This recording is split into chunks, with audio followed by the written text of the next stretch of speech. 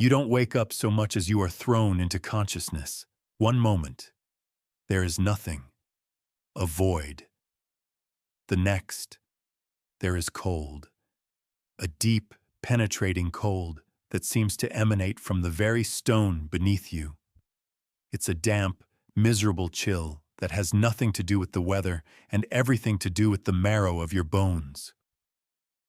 You are lying on your side, on rough-spun wool thrown over something unforgiving, hard-packed earth, perhaps, or rock.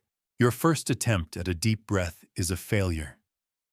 The air is thick, heavy with the smells of wood smoke, unwashed bodies, and something else, something acrid and herbal, like strange incense. It catches in your throat. You try to open your eyes, but the darkness is near total, save for the faint, flickering orange glow that pulses weakly against the walls of this confined space. A tent. The hide walls are stitched together with thick sinew, and they tremble with every gust of wind from outside. This isn't your room. This isn't your bed. This isn't your body. Panic, cold and sharp, tries to seize you. You feel a sudden, violent disconnect, a sense of vertigo as your awareness, your 21st century awareness, floats untethered inside a stranger's skull. You try to move your fingers, and with a horrifying delay, the fingers of the hand resting on the dirt floor curl. They are thick, calloused, the nails rimmed with grime. They feel too big, too strong. You try to sit up, and the muscles in this body's torso and arms respond with a coiled, brutish power you have never known. The sinews in your new neck strain, a voice, low and guttural like stones grinding together, cuts through the gloom. He stirs. The language is Old Norse. You shouldn't understand it, but you do. The knowledge is simply there, embedded in the folds of this brain, a native tongue you have never spoken yet know intimately. Your head lolls to the side, in the pulsating glow of a single, sputtering tallow lamp. You see him, the shaman. He is old, ancient even, his face a roadmap of wrinkles and ritual scars. His eyes, however, are unnervingly bright, catching the lamplight like chips of obsidian. He wears a cloak of raven feathers over a tunic of undyed wool, and a necklace of animal vertebrae clicks softly as he leans over you. The gods have chosen you. Styrbjörn, he rasps, and the name echoes in your new mind with a sense of grim familiarity. Styrbjörn, bear strength, that is you. Or rather, that is the vessel you now inhabit. The shaman holds a small, carved wooden bowl. Inside is a dark, lumpy paste. The smell hits you with the force of a physical blow, earthy, fungal, with a repulsive, sickly sweet undertone. Your modern mind screams 1,000 warnings. Don't eat that. Danger. Poison. But Styrbjörn's body doesn't recoil. It remains placid, accepting. This is a known path. This is destiny. The Einherjar watch from Valhalla. The shaman continues, his voice a hypnotic chant.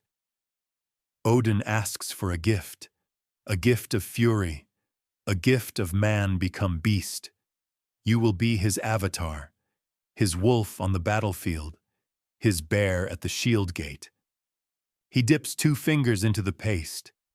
Before you can process what is happening, those fingers, strong and unyielding, are forcing your jaw open. Your own Styrbjörn's muscles offer no resistance. He smears the foul concoction onto your tongue. The taste is immediate and overwhelming. It's like licking a damp forest floor covered in rotting leaves and potent mushrooms. It's bitter, gritty, and vile.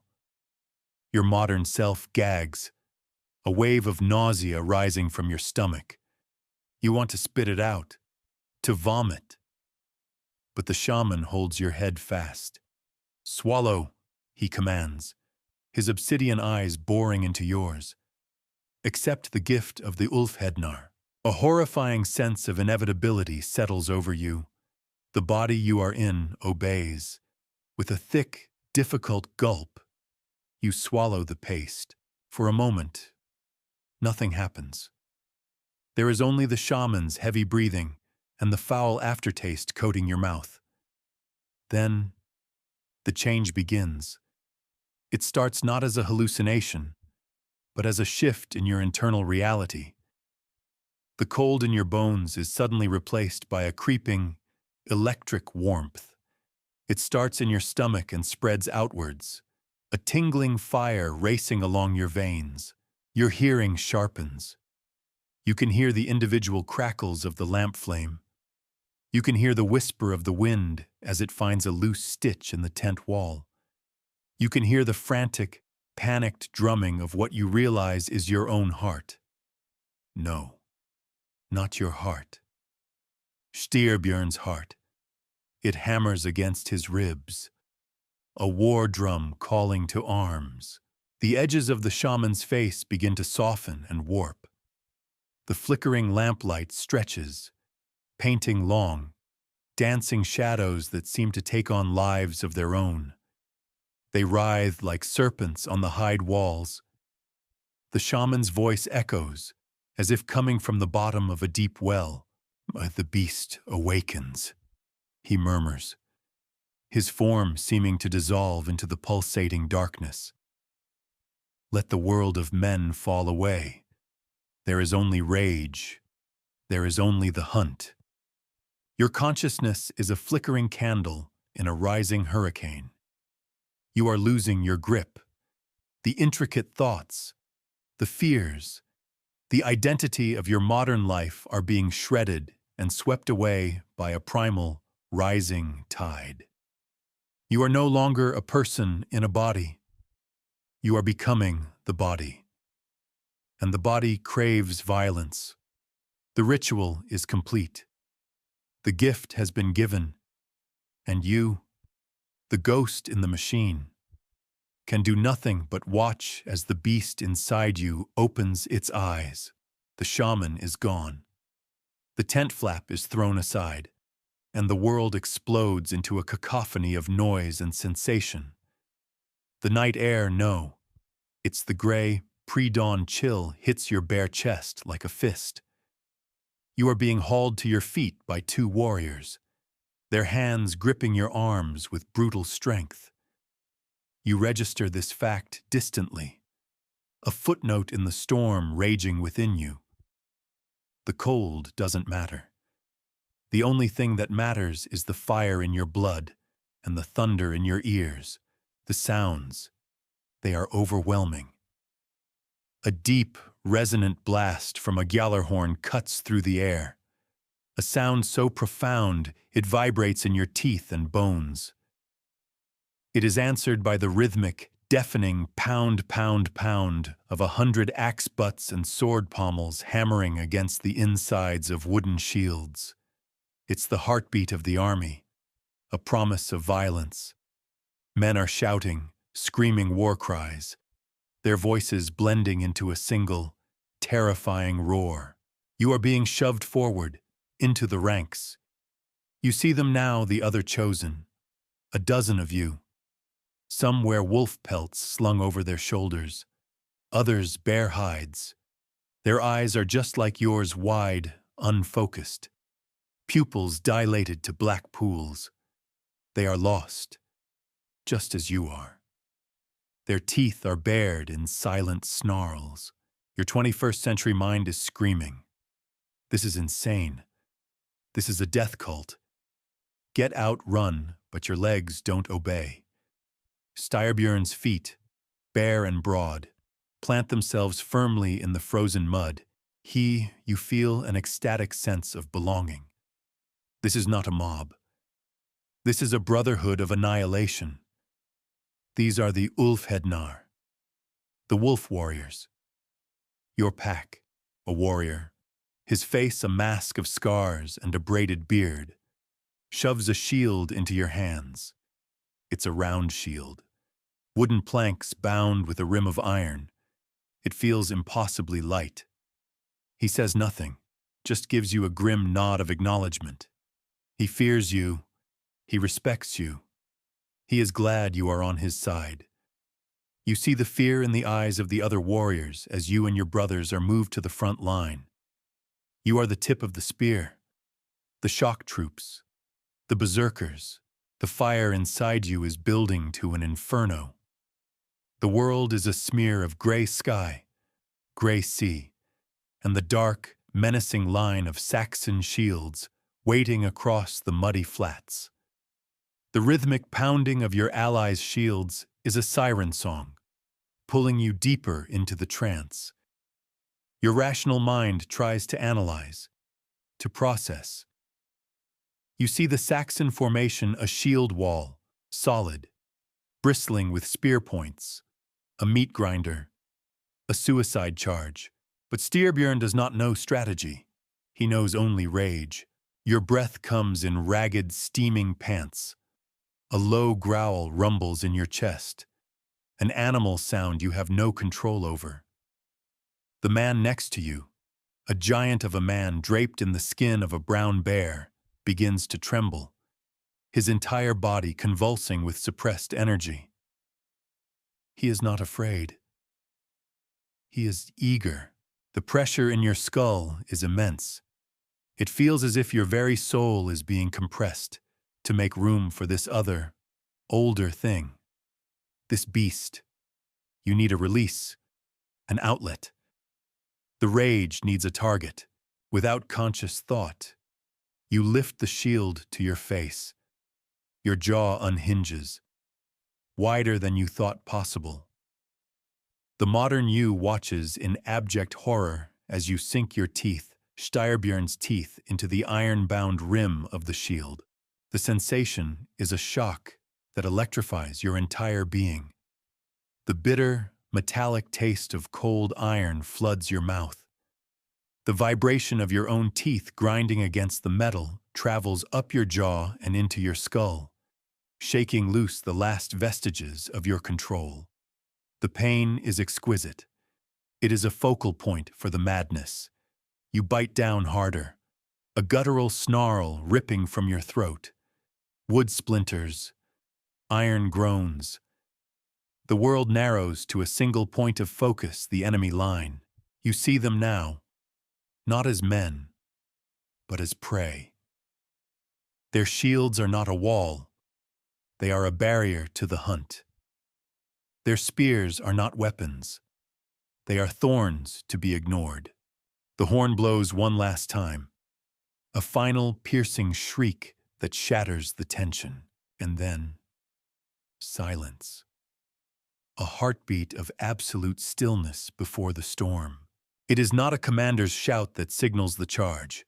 It is you, or rather, the thing that wears your body. A howl erupts from your lungs. It is not human. It is a long, blood-curdling cry of pure, unadulterated predatory rage, the cry of a wolf, a bear, a demon.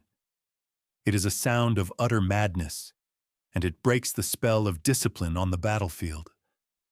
Your pack answers, their own inhuman cries joining yours, and you run.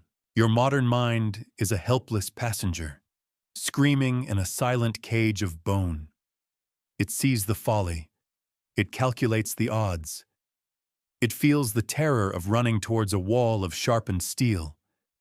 But it has no control. Styrbjörn's body is a miracle of brutal efficiency. His legs pump like pistons, devouring the muddy ground.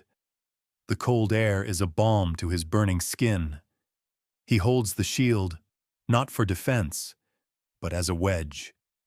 In his other hand, an axe feels as light as a feather, an extension of his will. He is not running towards death. He is running towards his purpose. The ground trembles under the weight of the charge. The shouts of your own army rise behind you, buoyed by your terrifying vanguard. The Saxon line holds, a bristling wall of professionals ready to receive the charge. You see their faces now, young boys and grizzled veterans, their expressions a mixture of grim determination and naked fear.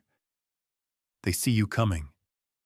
They see the wild eyes, the foam on your lips, the inhuman speed. They see a monster from their darkest nightmares. 50 yards. The first flight of arrows whistles past. One sticks in the arm of the bear-pelt warrior next to you. He doesn't even notice. 30 yards. A volley of javelins. One clatters off your shield. You barely register the impact. 10 yards. The world dissolves into a narrow tunnel. There is only the shield in front of you, the face behind it, white and terrified. The spearhead aimed at your heart. Your howl turns into a continuous, deafening roar. You are no longer Styrbjörn. You are no longer a man. You are the breaking wave. You are the wrath of Odin. And you are about to crash. The moment of impact is not a clash. It is an explosion. You don't try to block the spear aimed at your chest. You don't try to parry. You simply lower your shoulder and slam your entire body weight, the full, kinetic force of your unstoppable charge, into the shield in front of you. The sound is a wet, sickening crunch of wood, metal, and bone. The Saxon shield splinters, collapsing inward. The man holding it is thrown backwards, his spear flying wide, his eyes wide with a surprise that is instantly extinguished. You are on him, through him, over him before he even hits the ground. You have broken the unbreakable wall for a heartbeat. You are inside the maelstrom. The disciplined Saxon line disintegrates into a chaotic brawl around the breach you created. The air is instantly thick with the coppery, metallic smell of fresh blood, the stench of sweat and fear. It's an intoxicating perfume to the beast that drives you. A sword arcs towards your head. You don't see it with your eyes. You feel the shift in the air, a predator's instinct. Your axe, held in a low grip, comes up in a viciously economical arc. It doesn't meet the sword. It meets the arm wielding it. There is a jarring, heavy thud, like splitting a log, and the man shrieks a high, piercing sound that is cut short as the warrior behind you finishes him. You are a whirlwind of motion. Block, shove, swing. Your modern mind is reeling, unable to process the sheer, bloody chaos. It's a strobe light slideshow of horrors. A bearded face, mouth open in a scream, an axe head buried in its forehead. A young boy, no older than 16, stumbling back, clutching a stomach wound, his guts spilling into his hands. Your body, Styrbjörn's body, steps over him without a second glance. There is no pain. A sax slices across your ribs, a line of fire on your skin, but you barely feel it. A shield bash catches your shoulder, staggering you, but the rage is an anesthetic, a divine armor. There is only a terrifying, exhilarating clarity. You are death incarnate. Every swing of your axe is a kill. Every shove of your shield breaks a bone. This is a small victory, a moment of absolute godlike power. You are invincible. Through the red haze, you see him, Ulf, the wolf pelt. He fights with 2 axes, a dervish of flashing steel. He laughs as he fights, a chilling, joyous sound. He is your brother, your packmate.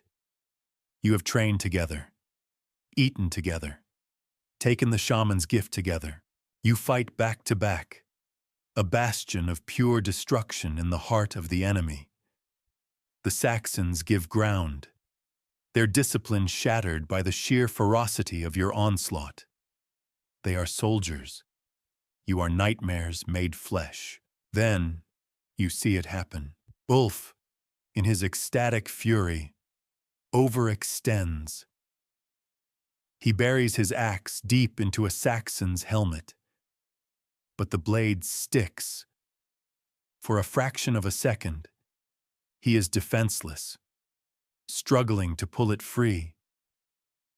It is all the time a veteran needs, a grizzled Saxon sergeant, his shield broken, his face a mask of grim resolve. Doesn't hesitate.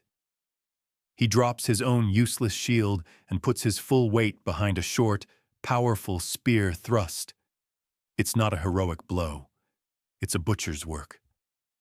The spearhead goes low, under Ulf's arm, punching through hide and muscle and ribs. Ulf stops laughing. His eyes, which a moment ago held the fire of a god, suddenly clear for a single, horrifying second. You see the man again, the confusion, the pain. He looks down at the spear shaft protruding from his side. He looks at you. His mouth opens, but only a wet gurgle comes out. Then he collapses, a puppet with its strings cut. Your modern consciousness screams, grief, horror, loss. Help him. You feel a phantom pang of anguish, a ghost of empathy from a world away. But Styrbjörn's body feels nothing of the sort. It feels only rage. It is not the grief-stricken rage of a man who has lost a friend. It is the cold, possessive rage of a predator whose packmate has been struck down. The Saxon sergeant, who is trying to pull his spear free from Ulf's body, looks up and his professional calm finally breaks. His eyes widen in pure terror, because he is no longer looking at a man. He is looking at a demon. Your roar drowns out every other sound on the battlefield. You lunge forward, your axe a blur. The sergeant is too slow, too tangled. Your axe takes him in the throat. It is not a clean kill. It is a messy, brutal act of vengeance. You don't stop. You swing again, and again, and again. Long after he is dead, driven by a fury that is no longer ecstatic, but black and absolute. It's the cold that brings you back, not the chill of the air, but a cold that seeps into you from the inside. The fire of the battle fury, which had burned so hot it scorched the world, is beginning to sputter. With each passing moment, the divine madness recedes, leaving something raw and aching in its wake. The sounds of battle change. The single, deafening roar of the melee resolves back into individual sounds, the screams of the wounded, the clash of steel on steel, the shouted commands in two languages. The world, once a narrow tunnel of red rage, expands, and the view is hellish. You are standing in a small clearing of corpses, your axe dripping. The Saxons have pulled back, forming a ragged, desperate circle around you and the other berserkers. They are no longer a terrified mob. They are soldiers again, and they see what you are now: isolated, panting, and slowing down. The godlike power is gone. Suddenly, your body is a litany of pain. The slice across your ribs is a searing agony. Your shoulder throbs from the shield bash. Your muscles scream from exertion, a deep, burning ache. You are panting, not with rage, but with sheer, bone-deep exhaustion. The adrenaline is draining away, and reality is crashing down with the weight of a mountain. You look down at the body of Ulf. He is just meat now, his wolf pelt stained dark with his own blood. There is no glory here, only waste. You have broken their line. That was the victory, but the cost is now terrifyingly clear. You are deep, far too deep, behind enemy lines. The main Norse army is still struggling at the original breach. You and the handful of surviving berserkers are an island in a sea of enemies. The Saxon sergeant you butchered lies at your feet. His dead eyes stare up at the gray sky. He was a man. He probably had a family, a home. Your 21st century mind, free from the cage of the battle fury, is sick with a horror so profound it almost makes you vomit. You did this. This was you, a Saxon warrior, emboldened by your sudden stillness, takes a tentative step forward, his spear point leveled at your chest. He sees the change in your eyes. He sees the beast has fled, leaving only the man, and the man is wounded, exhausted, and trapped. The invincibility is gone. Only the vulnerability remains. The world comes into sharp, brutal focus. The rage haze is gone, stripped away like a veil, and what remains is hyper-real, every gruesome detail etched in acid. You see the mud, churned into a thick, red-brown paste, littered with broken spear shafts, dropped helmets, and teeth. You see the pale, waxen faces of the dead, their eyes open and staring at the indifferent sky. You see the terror and the hatred in the eyes of the living men who now encircle you. This is no longer a divine hunt. This is a desperate, dirty fight for survival. The Saxon warrior lunges. There is no instinct, no supernatural speed. There is only you, your modern mind, and Styrbjörn's aching body, working in a clumsy, terrified partnership. You heave the heavy shield up, catching the spear point with a jarring thud that shoots pain up your entire arm. The shaft slides along the shield's face, and you shove, using the enemy's momentum to push him off balance. Your axe feels like it weighs 1,000 pounds. You swing, not with rage, but with desperation. It's a clumsy, ugly blow, but it connects with the side of his helmet, sending him stumbling back with a grunt. Dazed, but not dead. There is no time to finish him. 2 more are moving in, flanking you. They are cautious now, prodding, testing, like wolves circling a wounded stag. The other berserkers are in similar plights. The bear-pelt giant is on his knees, a half-dozen spears bristling from his back and chest, still trying to swing his great axe. Another, a wiry man with crazed eyes, is laughing hysterically as he bleeds out from a wound in his thigh. The god is dead. Only the meat remains. Your mind, your true mind, is racing. Angles, leverage, defense. All the action movies, the video games, the theoretical knowledge of a lifetime are a useless jumble. The reality is this: the crushing weight of exhaustion, the searing pain in your side, the slick grip of your axe handle, and the cold certainty that you are about to die. You backpedal, stumbling over a corpse without looking down. You need to get back to the Norse line. It seems a mile away, a different world.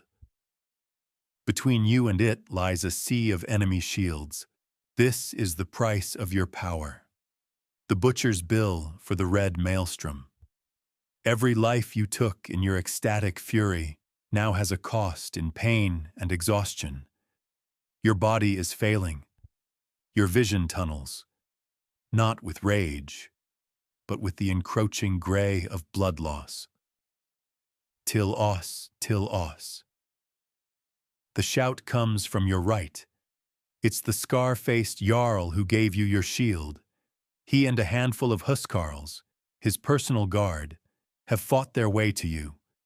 They form a small, defiant circle, a shield fort in the midst of the chaos.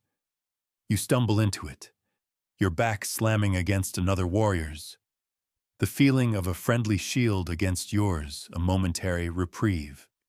Stay on your feet, Berserker. The Jarl barks, his voice rough but not unkind. He doesn't see your terror. He sees the blood-soaked warrior, the demon who broke the wall. He sees a weapon, and he intends to use it until it breaks. The fight becomes a grim, grinding affair. It's not about victory anymore. It's about inches. Shove with the shield. Create a half-second of space. A quick, desperate stab or chop. Step back into formation. Breathe. Ignore the pain. Repeat. You watch a huskarl next to you take a spear in the leg. He cries out, a sound of pure pain, and his shield dips. Instantly, a Saxon axe comes over the top, cleaving into his shoulder. He goes down. His space in the circle is immediately filled. There is no time for mourning. Your modern consciousness is in hell. This is not glorious. This is not epic. This is a desperate, ugly struggle in the mud, surrounded by the sounds of dying men and the smell of opened bodies. The horror of what you did in your trance state is now matched by the horror of what you must do to survive. You kill another man, a boy with blonde fuzz on his chin, by shoving the spike of your shield boss into his face. His scream is cut short. You feel the cartilage give way. You want to throw up, but you don't have time. The retreat is a nightmare, a fighting withdrawal, one step at a time, leaving your dead where they fall. You are no longer the spearhead. You are the battered, broken remnant, being pulled back into the fold. The main Norse line has solidified its hold on the breach, and the battle has become a brutal shoving match, a wall of death pressing against another. You finally cross the threshold, stumbling back into the press of friendly bodies. Hands grab you, pulling you deeper into the safety of the Norse ranks. You are clear. You are safe. You collapse. The world dissolves into a swirling gray fog. The last thing you see is the Jarl's scarred face looking down at you, his expression not of pity, but of grim satisfaction. The weapon performed its function. The beast did its job. You awaken to the sound of celebration. It's a deafening roar of voices, laughter, and song, echoing off the high-beamed ceiling of a great mead hall. A massive fire pit in the center of the hall throws warmth and dancing shadows across the long tables. The air is thick with the smells of roasted meat, spilled ale, and sweating, victorious men. Someone has cleaned you up. The mud and most of the blood are gone. Though the crude stitches in your side pull with every breath, you are sitting at a place of honor, next to the Jarl himself. Men clap you on the back, their hands heavy and rough. They raise their drinking horns to you. To Styrbjörn, they roar. The wolf who broke the wall, they slide a massive portion of roasted boar onto your trencher. They fill your horn with strong, sweet mead. They toast your name. They sing songs of your terrible, glorious charge. You are a hero, and you have never felt more alone in your life. Your modern mind, now fully in control of this exhausted, aching body, is a silent island in a sea of revelry. You look at their laughing faces, their ale-slicked beards, their joyful eyes. They see a hero, a demigod, Odin's chosen. You see the face of the boy you killed with your shield boss. You see the look of surprise in the eyes of the first man you cut down. You feel the phantom sensation of Ulf's body collapsing next to you. You are disconnected, alien, a fraud. Your glory is built on acts your soul finds repulsive. They are celebrating the beast. But you are the man who has to live inside the cage afterwards. This is the dual lens. At its most painful, the chasm between external perception and internal reality. The Jarl leans over, his breath smelling of mead and smoke. You earned your place at this table today, boy, he says, his voice a low rumble. We broke them because of you and your brothers. The gods favored us. You try to respond. You open your mouth, but only a dry croak comes out. What could you say? Thank you. It was horrible. I'm not who you think I am. The words don't exist in this language, in this time. You look around the hall. Most of the men celebrate with a wild, unrestrained joy. But you notice others, older warriors, their faces a web of scars, who sit quietly, nursing their drinks. They watch the celebration with a detached, haunted look in their eyes. They see you. They nod, not with congratulation, but with a grim, knowing empathy. They know the price. They carry their own ghosts. Later, as the celebration rages on, you slip away. You walk out into the cold night air of the settlement. The stars are brilliant in a way you've never seen, undimmed by modern pollution. You walk to the edge of the fjord, the black water still and silent. You look at your hands in the moonlight. These hands, they feel like your own now, but you know what they have done. The power is still there, dormant, coiled in the muscles of this body. The beast is not gone. It is merely sleeping.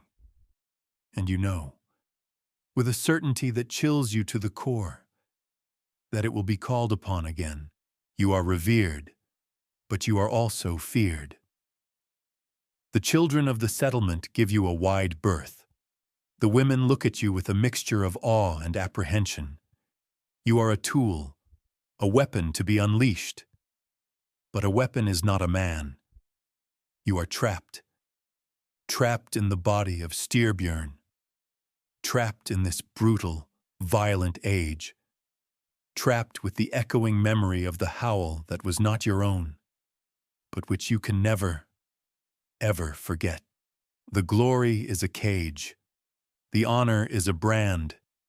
And you are left alone, a modern ghost haunted by ancient deeds, forever listening for the sound of the war horn.